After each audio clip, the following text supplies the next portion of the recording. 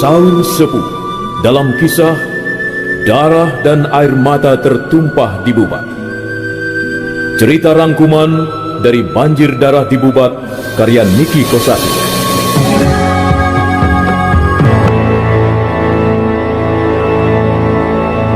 Selamat berjumpa kembali para pendengar yang berbahagia. Saya Maria Untung akan kembali membawakan kisah rangkuman Saur Sepuh yang selama ini kita rindukan. Semoga akan menjadi nostalgia yang indah bagi para pendengar setia yang dulu, juga akan menjadi hiburan yang bermanfaat untuk para pendengar Saur Sepuh.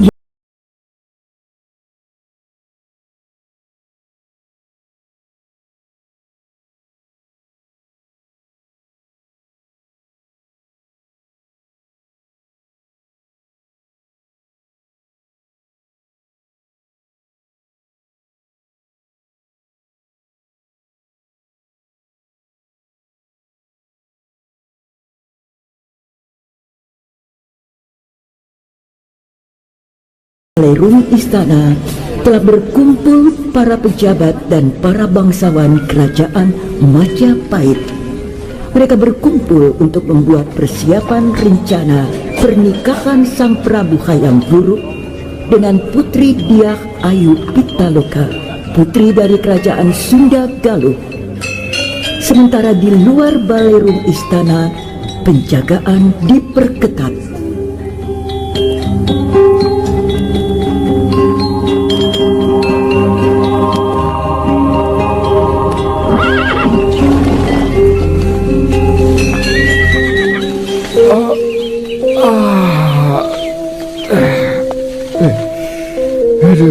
Sebenarnya sih aku masih ngantuk nih.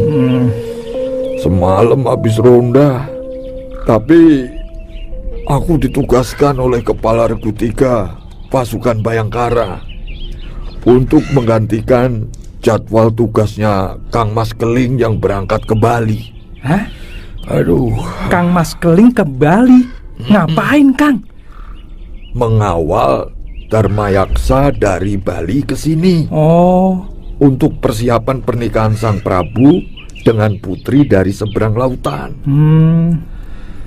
Tapi beliau sudah pulang dari Bali semalam. Mungkin masih capek, jadi beliau izin. Iya. Dan aku yang disuruh menggantikannya. Oh, begitu ya, Kang ya. Kang, kira-kira ada berapa banyak Dharmayaksa dari Bali yang hadir di Balairung Istana, Kang? Kalau aku tidak salah hitung sih, utusan itu ya kira-kira ada 10 orang lah. Oh, 10 orang. Lihat saja kereta kudanya yang besar dan ditambatkan di samping halaman Balairung itu. Iya. Ada 2 kereta kuda. Kereta kuda besar seperti itu bisa dimuat 6 orang di dalamnya. Wah, bagus ya kereta kudanya. Diukir dengan hiasan burung Garuda tunggangan Dewa Wisnu. Wah, iya, bagus. Sangat bagus. Iya. Ukiran burung Garuda itu dibubui dengan cairan emas yang sudah beku. Jadi gemerlapan terkena sinar Kang, matahari ya. Kang, sebenarnya hari ini ada upacara apa sih, Kang, di Balairung Istana? Hah? Memangnya kamu itu tidak tahu sama sekali apa gimana? Ya, hanya sedikit-sedikit, Kang Mas, taunya. Ya, makanya nyimak. Aku lihat akhir-akhir ini kamu sering ke rumahnya Nyi Woro Gending. Wah. Jadi ada peristiwa besar di negeri sendiri kamu tidak tahu. Lebih peduli dengan Nyi Woro Gending itu. Bukan begitu, Kang Mas. Kasihan Nyi Woro, baru ditinggal mati suaminya. Kamu, kalau aku berkesimpulan, kamu itu mencari peluang dan kesempatan untuk mendekati Nyi Woro. Oh. Iya kan? Jangan berbohong kamu ya. Tahu nggak? Aku bisa membaca pikiran yang ada di kepalamu itu. Kang Mas, jangan berprasangka buruk, Kang Mas. Nggak baik itu. Orang kenyataannya memang seperti itu kan? Kang Mas, Apa? jadi benar beritanya pertemuan di Balairung Istana itu untuk membahas rencana pernikahan Gusti Prabu Hayam Wuruk. Kang, kira-kira siapa yang akan dinikahinya, Kang? Aku juga belum begitu jelas. Hanya mengetahui sepenggal-sepenggal. Ya, maklumlah, kita ini kan kawula alit. Iya ya, Kang ya. Orang-orang kecil tidak bisa dengan mudah mengetahui kabar yang ada dari dalam istana, ya toh? Iya, tapi Ki Paruyo kok bisa tahu ya, Kang ya? Yang kamu maksudkan Ki Paruyo itu tukang obat itu? Iya. Yang rumahnya tidak begitu jauh dari pintu pos penjagaan gerbang timur itu? Betul, Kang Mas, betul. Waktu aku beli obat untuk Nyi Woro, dia pernah berkata, Kang, bahwa sebentar lagi Sang Prabu akan mempunyai permaisuri dari negeri jauh, dari seberang lautan, katanya begitu. Ya tentu saja tidak heran kalau Ki Paruyo banyak tahu tentang berita dari dalam istana. Anaknya itu kan telah lulus uji dan masuk dalam regu pasukan Bayangkara. Kalau tidak salah, sekarang anaknya itu sudah menjadi pasukan pengawal pribadi Sang Patih di Kepatihan. Wah, hebat. Aku lupa siapa ya namanya ya? Namanya Sakim, Kang. Mas Sakim. Ya, Mas Sakim. Oh iya. Sakim, ya bener. Aku baru ingat aku. Iya. Sakim namanya, ya Sakim. Bener. Kang Mas, kita perlu tahu. Berita ini pasti akan menjadi perbincangan orang di mana-mana, Kang. Iya, betul. Kalau bisa, nanti malam setelah pulang tugas, kita ke rumah Ki Paruyo. Iya. Kita tanya-tanya sama dia. Iya, siap, Kang Mas, siap. Di dalam Balairung Istana Kerajaan Majapahit, setelah para undangan yang hadir menikmati hidangan dan tari-tarian yang dipersembahkan oleh protokol istana, acara ramah tamah dilanjutkan kembali. Sang Prabu Hayam Wuruk duduk didampingi oleh Patih Gajah Mada, sementara posisi para pejabat tinggi keraton duduk di undakan kedua. Tidak berapa lama kemudian, Mantri Madu, utusan yang dikirim ke kerajaan Sunda Galuh untuk melamar sang putri Dyah Ayu Pitaloka, beringsut menghampiri dan menyembah kepada sang Prabu Hayam Wuruk. Daulat Baginda Prabu, hamba Mantri Madu berkenan menghaturkan sembah. Sembahmu aku terima, Mantri Madu.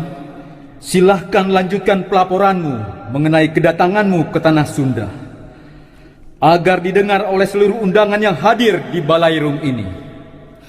Daulat Baginda Prabu, sebelumnya perkenankan hamba mempersembahkan lukisan terbaru dari sosok Putri Sunda Galuh yang dilukis langsung sewaktu hamba berada di Tanah Sunda.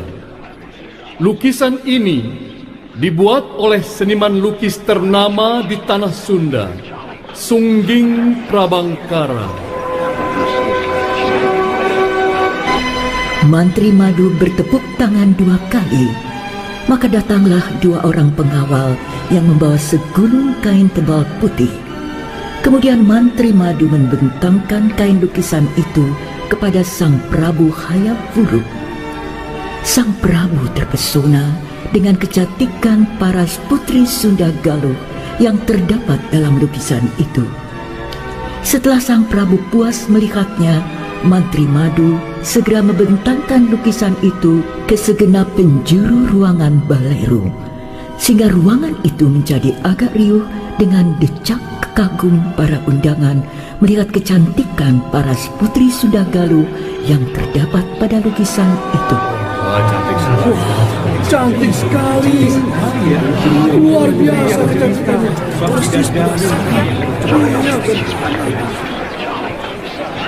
Sebagai laporan awal hamba kepada Baginda Prabu, pihak kerajaan Sunda Galuh berkenan menerima lamaran Baginda Prabu, Gusti Maharaja Linggabuana sendiri yang bersukacita menyetujui lamaran ini.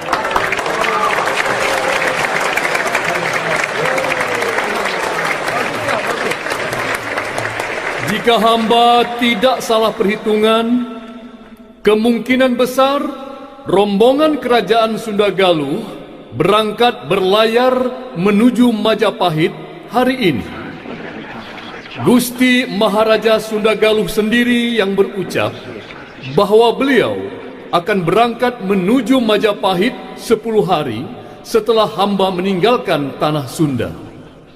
Dan sebagai pelaporan terakhir, perkenankan hamba menyerahkan surat balasan dari Gusti Maharaja Linggabuana untuk Baginda Prabu.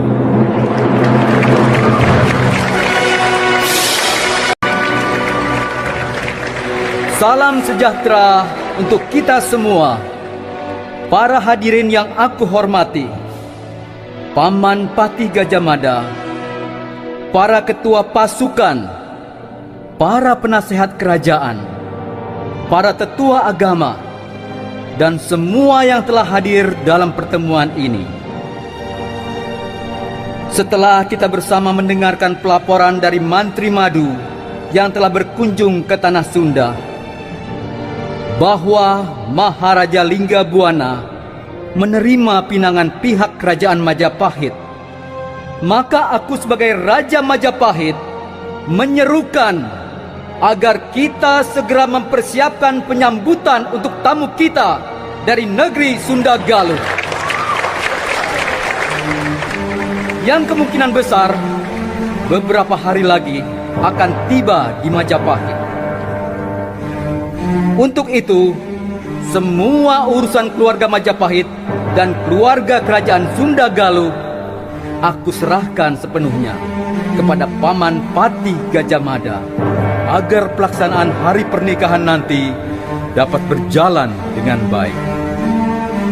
Patih Gajah Mada segera berdiri dari tempat duduknya yang berada di sebelah kiri Sang Prabu Hayam Wuruk. Dia segera membungkuk dan menghaturkan sembah. Suaranya yang berat dan lantang menggema ke sudut-sudut ruangan balerung Istana Kerajaan Majapahit. Titah Paduka Prabu, hamba junjung tinggi kesegenap jiwa dan raga. Hamba siap mengemban tugas yang diberikan. Terima kasih, Paman Patih Gajah Mada.